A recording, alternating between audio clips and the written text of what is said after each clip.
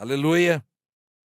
Irmãos, obrigado pelas orações e saudades. E Jesus me deu essa visão. Coloque aí, meu filho. 2 trilhos, um só caminho.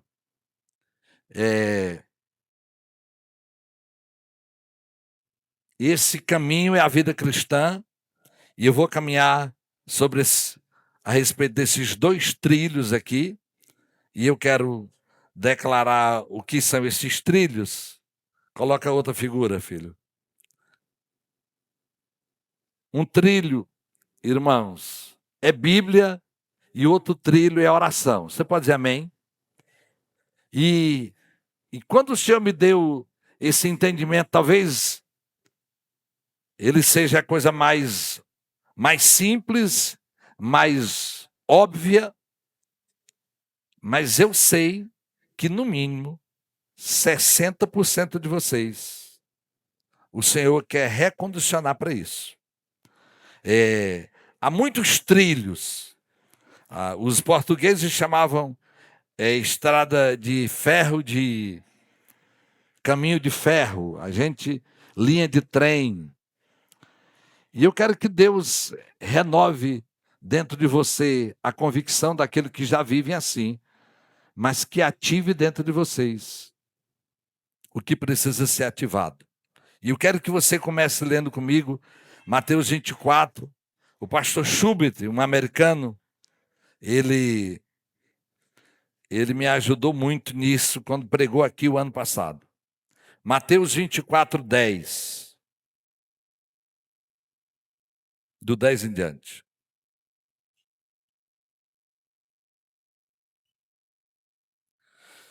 Nesse tempo, muitos serão escandalizados e muitos se afastarão de mim e trairão e odiarão uns aos outros. E numerosos falsos profetas surgirão e enganarão a muitos. Por causa do aumento da iniquidade. Iniquidade, aqui, irmãos, é pecado repetido. Iniquidade familiar, pecado repetido na família. Iniquidade pessoal, meus pecados sendo repetidos. A Bíblia diz que o Senhor é aquele que perdoa meus pecados e minhas iniquidades. Ele diz, por causa do aumento do pecado, o amor de muitos esfriará, mas aquele que perseverar até o fim será salvo. E este evangelho do reino será pregado em todo o mundo, como testemunho a todas as nações, então virá o fim. Quando o Senhor está falando desse fim, ele vai tratando do o que é que o ladrão vai fazer. Ele vai trazer muitos enganos, e nós nunca tivemos um tempo de que os enganadores têm vez. Às vezes um pastor na internet é mais ouvido do que um pastor local. Porque tem voz, porque tem habilidade, enfim. Muitas pessoas sendo enganadas. E ele disse que por causa do aumento do pecado, o amor de muitas pessoas esfriará. Mas ele diz, aquele que perseverar até o fim será salvo. A salvação não é pela perseverança, viu, irmãos? A salvação é pela graça. Mas a perseverança prova o salvo. Por isso Apocalipse diz, ser fiel até a morte e dar-te a coroa da vida. Irmão, Jesus está falando desse fim, e a gente crê que esse fim é o que nós vivemos hoje. O aumento da maldade e muita gente se esfriando na fé. Diga comigo, tem misericórdia, Senhor, de mim. Então, enquanto nós na igreja brasileira, nós temos liberdade e uma fome por Deus, você tem milhões de pessoas do mundo, não sei se chega a bilhões, que elas não têm liberdade para servir ao Senhor. Elas vão pagar com a própria vida em ser portador de uma Bíblia, Então, essa liberdade que nós temos, ela se tornou perigosa. As pessoas mudam de igreja e de ministério num piscar de olho. O compromisso é com o que eu gosto, com o que eu sinto, com o que eu estou me sentindo bem. E eu compreendo que esses dois trilhos desse caminho que é a vida cristã, eles precisam voltar para cada um de nós. A maior característica do engano, irmãos, é que às vezes eu não sei que eu estou sendo enganado. E o humanismo trouxe, o homem virou o centro de todas as coisas. E eu não estou dizendo absolutamente que a tecnologia ela é do diabo, de jeito nenhum. Eu imagino que nessa reunião, de manhã, tinha uma pessoa que não tinha rede social. Tem alguém aqui que não tem rede social? Pois é, um de novo. De manhã, um outro garoto levantava a mão assim. Mas era um garotinho, não é o tempo ainda. Irmãos, e não se engane. A maneira como as coisas vão surgindo, elas foram roubando a gente daquilo que é essencial, imprescindível, indispensável. Então, diga o primeiro trilho, diga a Bíblia é sagrada. Aleluia. O primeiro trilho desse caminho, pode colocar aí, não era agora, mas bota aí. Diga comigo, ninguém tem falta de tempo, mas de prioridade. Ninguém aqui tem um dia de 25 horas ou de 30 horas. Irmãos, e eu quero ser seu pastor didático aqui nisso.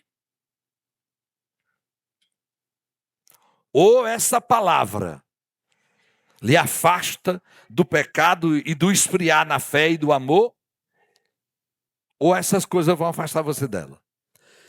Quando, há 40 anos atrás, há 45 anos atrás, quando uma pessoa queria provar que ele era uma pessoa crente, ele carregava uma Bíblia debaixo do braço. O dinossauro aqui, quem lembra disso? Os que passaram de 50 anos aí, ninguém? Só eu? Não, aí também. A gente era portador de uma Bíblia, tinha que ser alguém corajoso. Quando começaram a inventar Bíblias pequenas, a gente chamava de canivete, dava umas cortadas nos irmãos. Tu agora está usando um canivete que botava no bolso? Essa palavra chegou a nós. E você sabe que essa Bíblia, hoje, na maior igreja do mundo, que é a igreja da China, que deve estar chegando até 2030, 200 milhões de cristãos, eles não têm acesso à Bíblia. A China, esse país completamente comunista, autoritário, o dinheiro virou o Deus de tudo, e as pessoas não têm liberdade. Não é só os cristãos, não. Os budistas, os hinduístas. O governo tenta tirar a fé das pessoas de qualquer espécie. Eu lembro, outras pessoas eu já vi, mas eu lembro de Eli Fernandes, não sei se ainda é pastor da primeira igreja, da Igreja Batista Liberdade em São Paulo, quando eles foram distribuir Bíblias. E outras experiências de muitos anos, da Rússia, que proibiu Bíblia, Stalin tomou. A alegria de uma crente pregar uma Bíblia depois de 30 anos, 40 anos. Então, essa palavra, irmão, uma vez está perdida dentro da nossa casa. E como ela está no nosso celular, como eu tenho o alcance dela a qualquer hora, esse caminho da fé precisa andar nesse primeiro trilho que é a palavra. Olha o que a Bíblia diz em Salmo 119, 105. Repita, vamos ler todos juntos? Nós, vamos lá?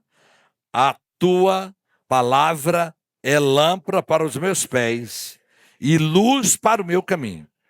Quando essa palavra foi escrita, era só os 5 primeiros livros da Bíblia, que a gente chama de Torá.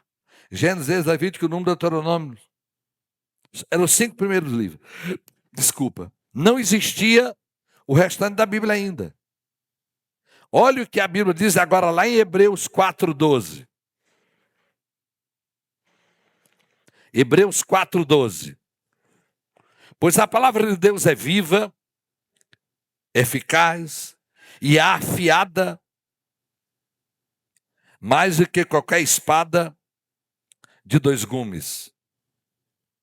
Ela penetra ao ponto de dividir alma e espírito, juntas e medulas, e é apta para julgar os pensamentos e as intenções do coração. Irmãos, a Bíblia, e que eu sei que você está aqui, e nós somos uma igreja que o centro nosso é a palavra. Você nunca viu alguém subindo aqui se não foi para basear na Escritura Sagrada?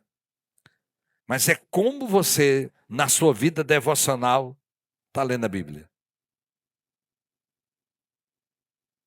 Se você vai começar por 10 minutos, por 20, bote o seu celular no modo avião, bote do alarme e leia. Eu sei que essa geração de adolescentes que faz 10 coisas ao mesmo tempo. Mas se você vai ler a palavra e orar, faça só isso. Pegue uma palavra para aquele dia, talvez para você meditar nela.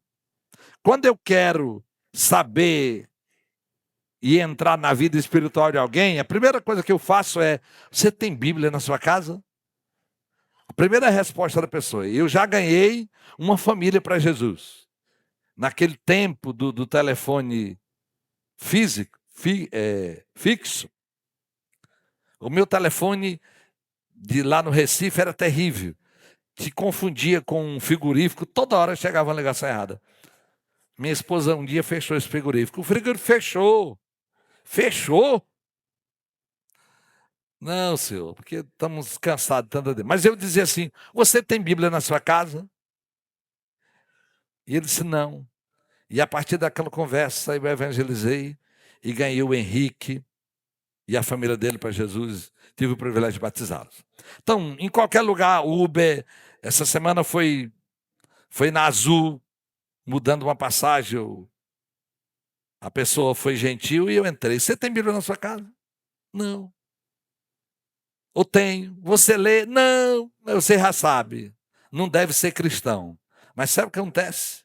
Tem cristão que não lê.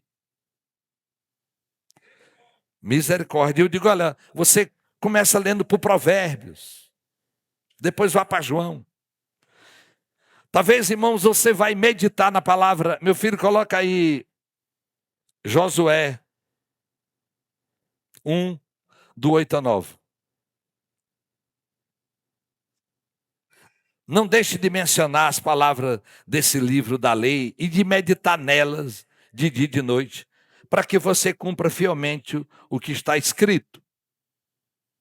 Desse modo, você fará prosperar os seus caminhos e será bem-sucedido.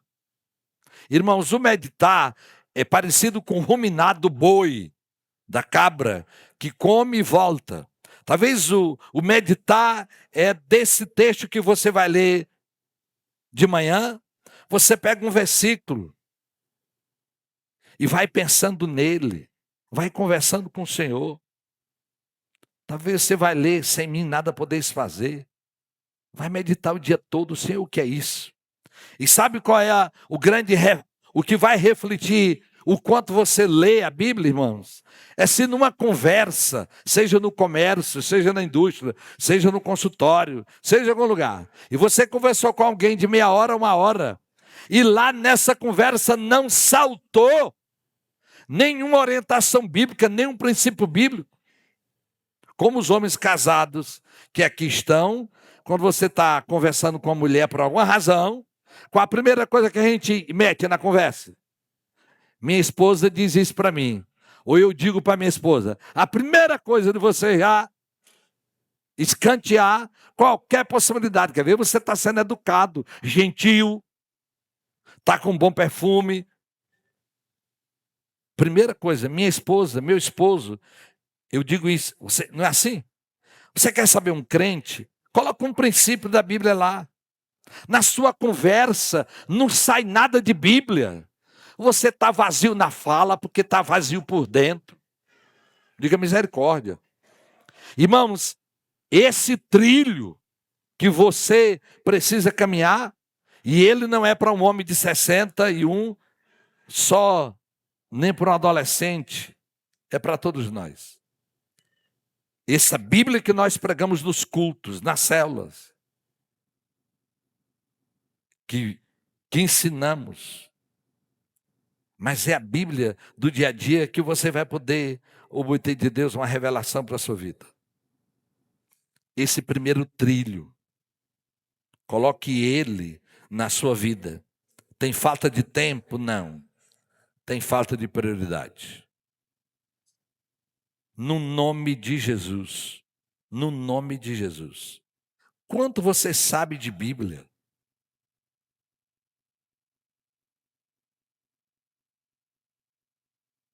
O que você tem na cabeça que é algo que vem da Bíblia?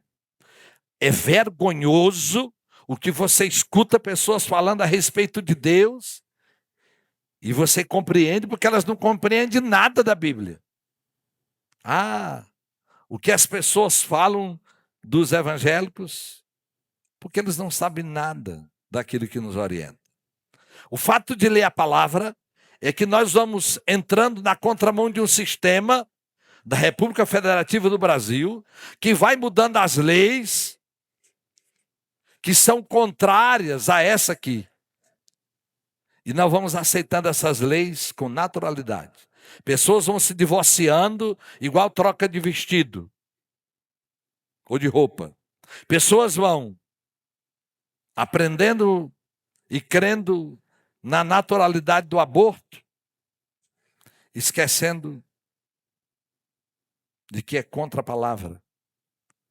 Hoje, os Estados Unidos, parece que o primeiro estado deles, que é o Texas, vai voltar para ensinar Bíblia nas escolas. Aleluia. Eles sabem quanto a Bíblia o afastou das coisas de Deus. E é claro que são todos países de liberdade. Então, em nome de Jesus, eu quero lhe ajudar nisso. Talvez a correria de um homem e de uma mulher para muitas coisas, mas do contar história para os seus filhos, que hora você vai sentar, mas que a Bíblia esteja aí dentro.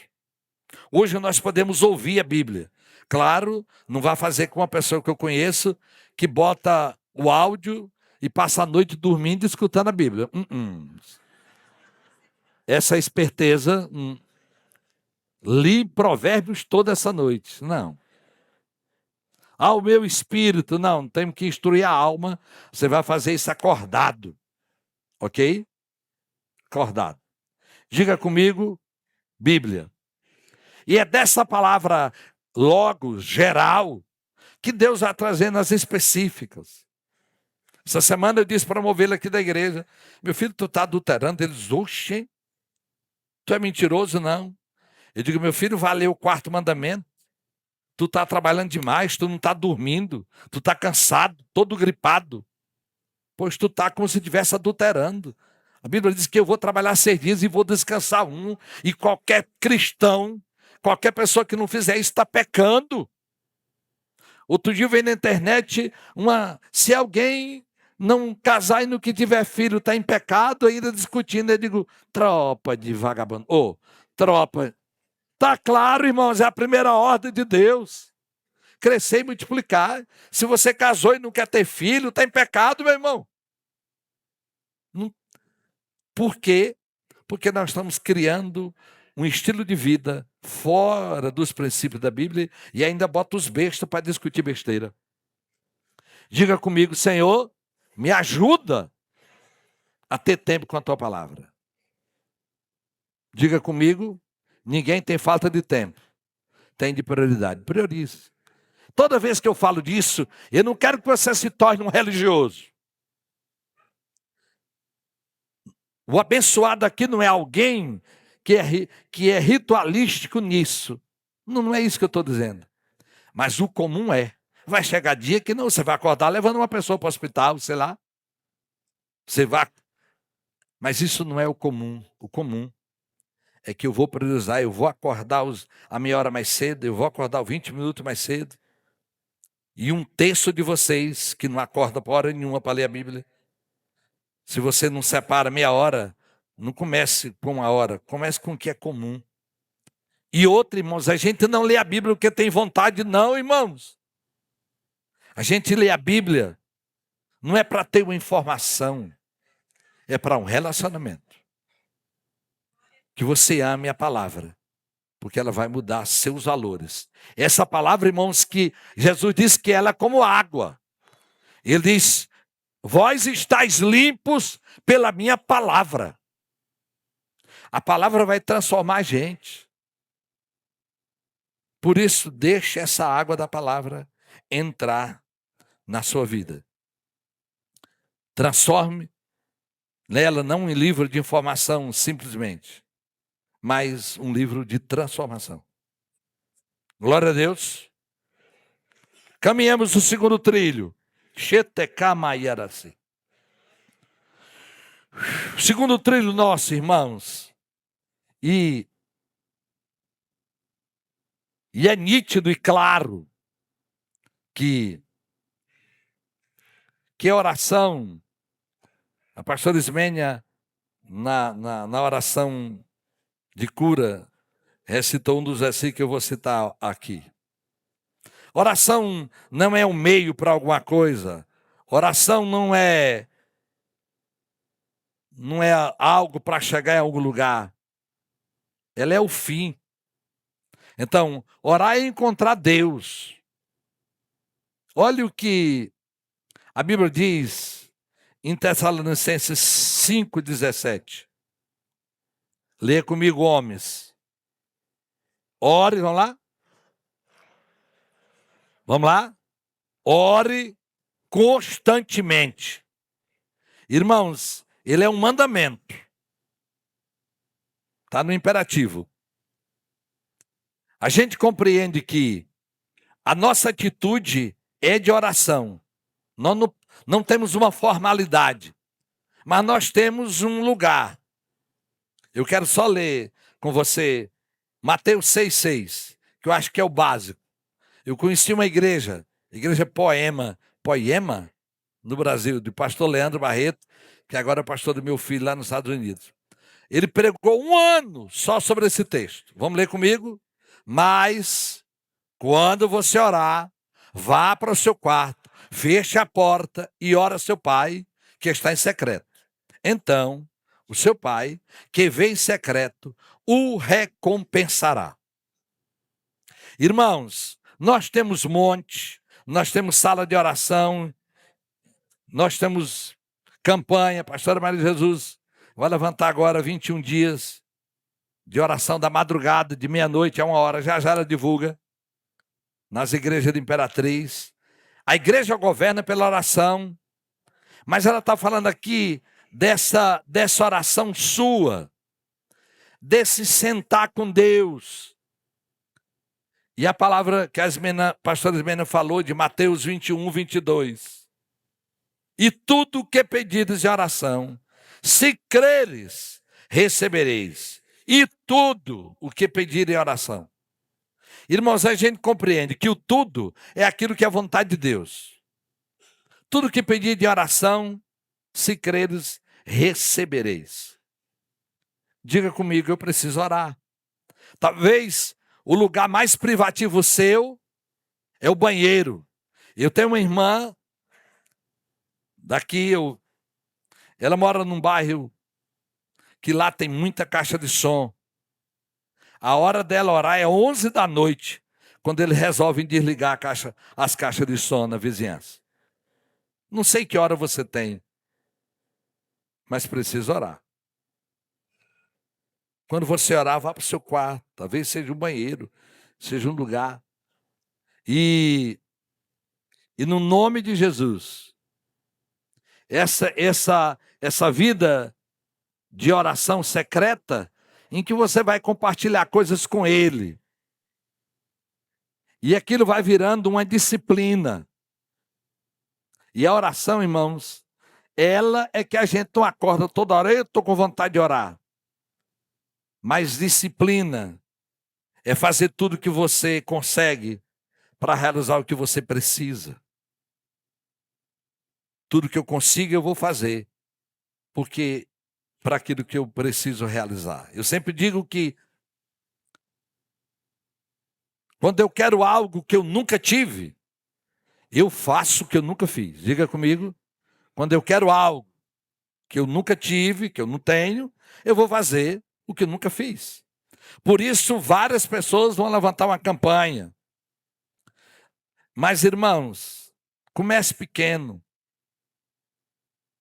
Não precisa uma velocidade de 100 metros. Mas vai aprendendo a vencer sozinho. Tem uma hora fixa. Tem um lugar. Diga comigo, tempo e lugar. Diga tempo e lugar. Que você encontra. Em que você tem uma vida de oração. E essa vida de oração, casados que estão aqui, olha o que a Bíblia diz. Já eu volto. Olha o que a Bíblia diz em Mateus 18, 19. Aqui Jesus, ele vai além do princípio do secreto. Ele diz, em verdade, lhes digo que se 2 de vocês concordarem na terra em qualquer assunto sobre o qual pedirem, isso será feito a vocês por meu Pai que está nos céus. Casados, conversaram sobre algo, entre em concordância. Se você não é casado, concorde com sua mãe, com seu líder. Há um poder extraordinário na concordância. Talvez aquilo que Deus falou com você, compartilhe com a esposa, compartilhe com o líder. Vamos orar por isso. Podia lhe citar das coisas que semana passada concordei com a minha esposa. Você chega a uma conclusão? Vamos entrar em concordância? É um princípio. Isso é oração. A Bíblia diz que se 2 de vocês concordarem na terra, aprenda, mulheres e homens, a andar por um princípio de concordância. Isso é oração. Você está andando para um lado, a mulher andando para outro. E está orando com divergência de opiniões. E eu quero mostrar para você, talvez, um dos textos extraordinários de Daniel 10. Nós vamos ler do 9 em diante. Daniel estava orando há vários dias, 21 dias, e a resposta não chegava. Ele diz, então eu escutei o que ele dizia. Não, filho, coloque o 8, então. Assim, não, é o 9 mesmo. Então, eu escutei o que ele dizia, e ao som de sua voz, caí desacordado com o rosto em terra. Esse negócio do cair, irmãos, é da presença de Deus fora do comum, ou uma presença maligna. Daniel, João, vários outros na Bíblia. Ele caiu para a presença do anjo. Em seguida, a mão de alguém tocou em mim, me pôs sobre as minhas mãos e os meus joelhos vacilantes. Ele disse, Daniel, você é um homem muito amado. Preste bem atenção no que eu vou lhe dizer. Levante-se, pois eu fui enviado a você. Quando ele me disse isso, pus-me em pé, tremendo. E ele prosseguiu. Não tenha medo, Daniel. Desde o primeiro dia em que você decidiu buscar entendimento e se humilhar diante do seu Deus, as suas palavras foram ouvidas e eu vim em respostas a elas. Você pode dar um aleluia? O anjo vai explicar para ele que a resposta não chegou porque houve uma guerra no céu.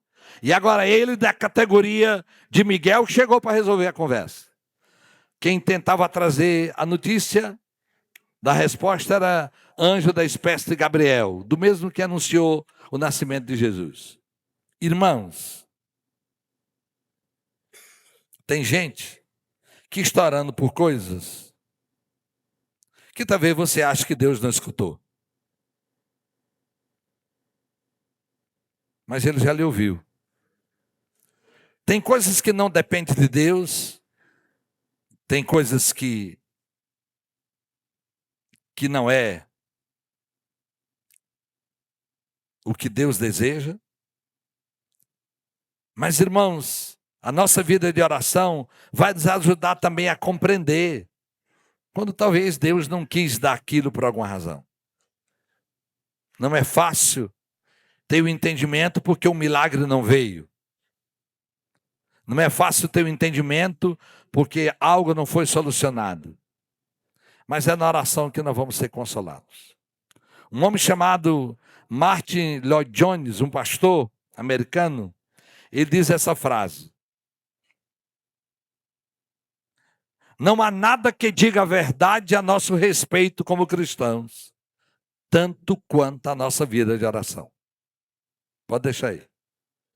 Não há nada que diga a verdade a nosso respeito como cristãos, tanto quanto a nossa vida de oração.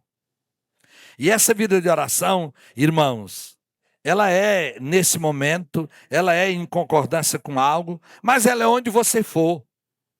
Sabe qual é um sonho que eu imagino para a cidade de Imperatriz? É que cada crente da Nova Aliança tivesse uma plaquinha lá. Ora-se por pessoas. E uma plaquinha melhor ainda, expulsa-se demônio. Bota lá na casa do Emanuel, 60, não sei nem tu mora mais agora. Expulsa-se demônio. Irmãos, você tem a comunicação com o soberano. Eu não sei como você é conhecido, mas o segundo trilho é que você precisa ser uma pessoa de oração que abençoe alguém, que altere o destino dela. Eu lembro que eu estava na creche, nós não consagramos criança nesse culto, mas no primeiro culto nós consagramos 5 crianças. E esse é algo que você vai fazer onde você encontrar uma criança, irmãos. Se você já me viu consagrando criança, espero que você tenha visto. De toda a fala minha, tem 2 coisas que eu digo. Não vou pedir para você falar não, senão para não passar vergonha. De manhã eu passei vergonha. Quase ninguém sabia. Quando eu pego uma criança, eu digo, Senhor, que na idade da razão, ela nasça de novo. E a segunda coisa, que ela permaneça nos teus santos caminhos. Essa última palavra Deus me ensinou orando um dia aqui no Hospital HC por um bebê. Diga comigo, Senhor, que na idade da razão, ela nasça de novo. E segundo, que ela permaneça nos teus santos caminhos. Claro que Deus vai entregando muita coisa. Mas, irmãos, você é capaz de orar. Uma ovelha minha, trabalhando no hospital, que nasci menino, obviamente, ele já tinha pedido para orar por mais de 100.